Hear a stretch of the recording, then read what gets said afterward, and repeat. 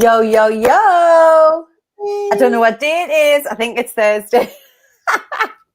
Happy Thursday, guys. Welcome to Donna and Cheryl TV, here to keep it real with you for the next 15 minutes or so. Have you still got a chip nail? Yeah. Oh, look at that, people. Look at that. Bad times, bad times. Bad times. We look like a bumblebee today, black and yellow. I know. Hey, Well, Brooke. I was like, I better go and put an actual top on because I'm going live. So Yeah, clothing's always good. But your breasts have made lots of appearances today. I think this week, I think your boobs have made more appearances today. In keeping with the seaside theme. Good to know. Good to know. There we go. There you go. Tell us if you're here with us then. So we've got Brooke. Who else have we got in the house? Who else? We're a little bit hyper today. I can't lie. So running the challenge, the Supercharge Your Self-Confidence Challenge, is freaking awesome. Awesome. The problem that we have is, well, not so much, I can't get to sleep. Like, I'm literally, hi guys, hi. I am hyper after the calls. Hyper. I'm asleep by 10:30. And then messaging people in the group, everyone's having breakthroughs, revelations, letting go of trauma, letting go of negative patterns, creating new visions of the future, getting excited for the first time in a long time about what is coming back for them. Like, it's amazing. It's so humbling. It is. But I even managed to hot-footed back from Donna's house, get in the house at 9:30, watch an episode of Love Island and be asleep by 10:30. I know she did. I've got the nighttime routine down even when we're working late. I didn't move from the desk chair until 11:30 last night. So yeah, I did not have the same routine. But when you're messaging us and stuff, I find it hard not to message us back. Like, it's impossible. And thank you. So many people last night shared screenshots of us and stuff on their socials, encouraging people to join the masterclass tonight. I'm going to pop the masterclass link on here as well for you now, because it's 8:00 tonight. We're dead excited. And for anybody who hasn't done the masterclass at the end of the week, we always take some of the best bits, throw a couple of new truth bombs in there for you, and we always have like a really special gift for the people who come to the masterclasses. So we are really excited tonight. I can't wait to tell you what it is. So excited. So last night we were talking about, and one of the things we were talking about was the word no. And you've heard us say this, we've said it on here, but it's always still a revelation whenever we say no. No doesn't mean you're a shit person. No doesn't mean you've got no self-worth or you're not good enough. It just means no. So it went down again a treat last night on the session because some people hadn't heard it before. The no is just not at this time, not from that person, not for that thing. People were like that. Oh my God. Yeah, we forget. Oh, Jacqueline, you're so welcome. I love responding to the messages. I think it was actually Christine that told you about us as well, wasn't it? Which is great, if I remember rightly. But it's personal to us. This challenge is personal to us. So I'm glad that you're loving it. Exciting times indeed, Brooke. Yeah, no, it just reeks fear into us. And you know, I know we've had clients who own their own business who actually have been worried about offering people positions and jobs with them in case that person said no. And I'm like, but it's your business. And that person could be sitting waiting thinking, God, I can't wait to work with that person. But then we're a little bit scared. Like, it's just crazy. We get hung up with all the baggage about what no means. And I remember watching did I listen to it? I remember years and years ago listening to Oprah Winfrey saying, her life changed when she learned the power of no. Not no because I'm this, that, or tired, or no because it doesn't work, or no because just no. It's a complete sentence. No.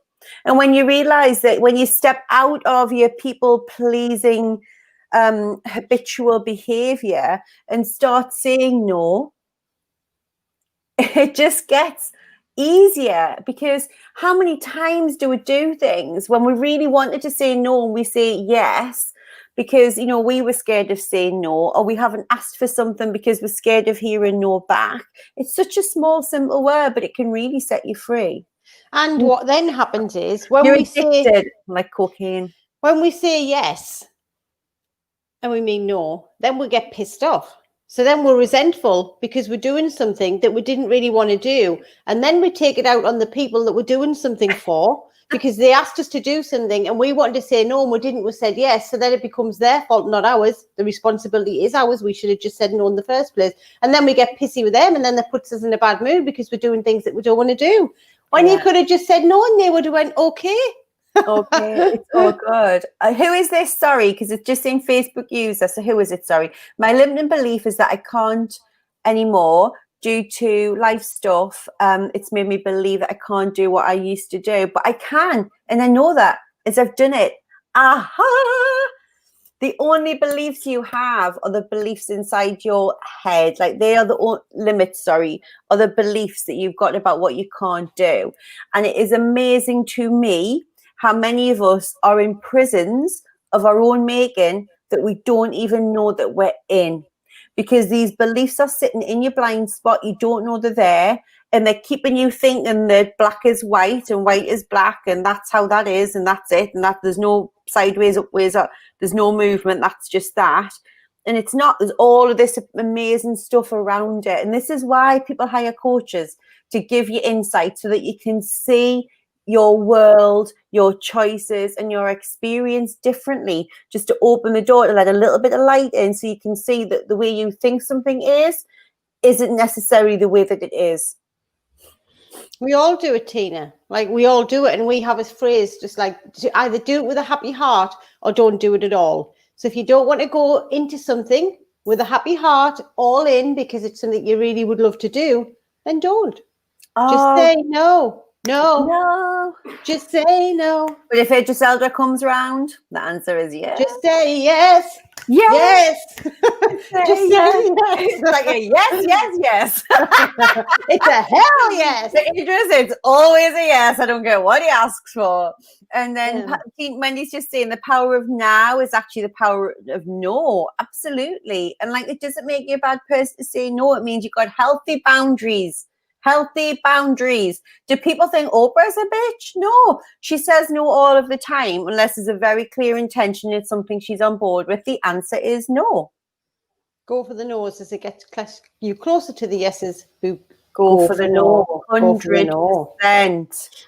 Oh, sorry. Oh, no, you're flipping on and off when I am. I love that phrase. Do it with a happy heart. Do you know? I think I got that off my mum. My mum used to say, "Do it with a happy heart or not at all." Maybe it was me nan. I don't know. But we say it all the time in the Elliott household as a reminder because you forget and you go, you know, who's done it? Mum, do you want anything at the shops?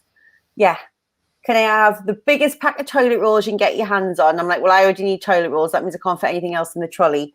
And can you just get us 6 bottles of that? And then I'm like, yeah, no, but like anything else? Like my mum and dad don't drive, right? So then I'm like, well, why am I being grumpy? Like I shouldn't have bloody asked them if I wasn't prepared for the fact I'm going to have to do a 2-trolley dash around Asda. Do you know what I mean?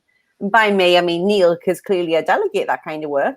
But you know, like why ask? Don't ask if somebody wants help and then be grumpy about it. Just say, oh no, that wasn't what I meant. Or yeah. Or don't ask in the first place. Don't ask because you feel like you have to do it out of duty when you really don't want to do it and then be peed off. Responsibility. You know, I hear people say all the time, like on a Saturday, I've got to go and see my grandparents and I've got to go and do this and I've got to go and do that. Then I've got to do the dishes. Now, I'm not saying aim for Mother Teresa status here, but sometimes just somebody said yesterday, like I'm grumpy, like I got to do dishes and I'm like, what I'll do is I'll remind myself like how blessed I am to have a beautiful home to do my dishes in, how blessed I am that I designed my kitchen so that my sink's in the middle so I can look out of the garden while I do, you know, I'm so lucky that I've got plates and food to feed the family to eat off the plates that I'm then going to have to wash. And then I delegate it to Neil. But you know what I mean? It's just about reminding yourself. Cheryl calls it all the time, like you've got to reframe. So if you're going into the experience thinking, oh, like all grumbled up, you know, you're not going to enjoy it. But the experience is going to happen. The same minutes and hours or days of your life are going to pass. And you're going to still spend that time. So do you want to spend it grumbling? And we said it last night.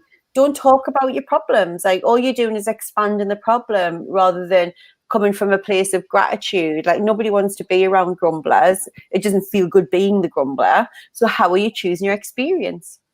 And it's okay to start off like that and then you can quickly choose again and just change your state. So I feel like that sometimes. Then I catch myself and think, right, what am I doing? Either do it because I want to, or don't do it all. Just say no, I can't do it. But you can at any point you can choose again. So you can start off grumpy, but you can recognize that you're in that state and you can bring yourself out of it. And that's another miracle, right? When you realize that how you're being isn't from the highest version of yourself and you want to show up better, that's another miracle. That is your, highest self coming into play and you answering it. And you can say, oh, I'm sorry, let me rewind and do that again. Yeah, it's okay. Neil is on furlough, so he's allowed to be delegated a lot too. To be fair. Yeah, he's on furlough. He's not working. Yeah. Yeah, he's it's on okay. furlough. Basically, it's a furlough, and we're in a lockdown. We're in a lockdown, people. Yeah, so are we locked down again or something? Yeah. My husband just sent me a voice note saying, are we able to go to Scotland? Remember, we're going to Scotland in a few weeks' time. Can we go? I'm like, I don't know. I haven't read it yet. I'm not sure what's going on. I'm not sure what's going on. If anybody knows, let us know. This is the one drawback when you don't watch the news. Sometimes actually, let's not, because if it tells us that we can't be together, I'm going to ignore it anyway. Oh, well, it's okay tonight because it didn't come into practice tomorrow. So you should be coming to, because you're coming to my house this afternoon because we've actually got a client one-to-one session at my house, and then I'm going to Donna's this evening because we've got the masterclass. So we're going to be in each other's houses, spreading the virus between each other. Yeah. I mean. Yeah, clearly. I mean, I'm not going to be worried about Caleb in a school with 700 other children. I'm not going to be worried about Aldi and Asda shop that we've got to do later, because clearly I'll have to go and get some wine just in case we do get locked down. And, that's all fine. But if I go to Cheryl's, that's definitely a risk. Yeah. That's definitely a risk. I think you can, sorry, we're going on a virus rant now, but I think you can go to a pub, but you can only go till 10. So you can go between 12 and 10 and catch the virus, but you're not allowed to stay between 10 and 5 in the morning because that reduces you catching the virus somehow. So you do have to laugh. You do have anyway, to laugh. Virus ran over. But but tonight we will be bringing the high vibe. We have got treats, gifts, surprises galore. And only people registered. Have you just thrown coffee down yourself? It's only puppy tea. It's fine. Yeah. Dinner medals. And only people registered for the challenge will get it. Now, let me reiterate.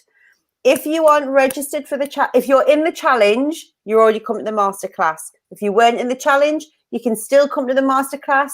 You just have to, I'm going to pop it in again. You just have to make sure that you register on this link, and all the emails will be winging their way to you with all your login details. If you're in the challenge and you're already in our Facebook group, Champion Confidence, all the details are in the events. If you're not registered for the challenge, you will not get the replay. You will not get the treats that are being announced. They are only for the people showing up to supercharge their self-confidence. So please don't email me tomorrow and ask me for the replay. You won't get it unless you're registered. If you're registered, it'll come. No, you're at work, but you're registered, Tina, so you will get the replay. You don't need to worry. You're registered. You will get the replay. But some people will want the replay and not register, and that's not going to happen. And just to reiterate, tonight we're in Zoom. So if you go into the group, because you're going to register for the masterclass, you're going to be sent an email with the link to Zoom, and you can go into the Facebook group, and in there are the Zoom details. You just have to go into that Zoom meeting and we will be there waiting for you. I'm going to have a nice top on. I haven't combed my hair yet, but I promise I'll sort my shizzle out by tonight. I might even put lipstick on people. Cheryl might even get her boobs out. Like anything could happen. Well, masterclass crazy. Masterclass, anything can happen. All bets are off because we will be so excited to be sharing some of this stuff with you tonight. It's off the freaking scale. Right. We're going to go and get all of that shit sorted out, ready for 8 p.m. this evening. Yeah, we keep thinking about new stuff that we want to do. So then we've got to go and make it all happen. So Yvette, who's our campaign manager, is pretty much ready to smash our faces in. From a place of love, I think she's done a few spiritual throat pumps, what they're called? Throat punches. Yeah, throat punches. So, but I learned to say no to childminding my grandkids. Good for you. Let me tell you, I take the mick out of my parents if I can. I was having no time for myself, no weekends, nothing. I was burning out. It took me every strength to say no because I felt I had to do it. It was so freeing to say no. Now I have them occasionally. Exactly, because I'm not being funny. You've done the heavy lifting with your own kids, right? So you want to be able to really enjoy your kids, your grandkids, don't you, Jacqueline, and have that time and energy to do it. It's got to be on your terms. And saying no, the thought of it is much, much worse than the actual doing of it. You got a voodoo doll, you bitch. I love you. Please don't leave me now. We haven't paid the bill yet, so be good.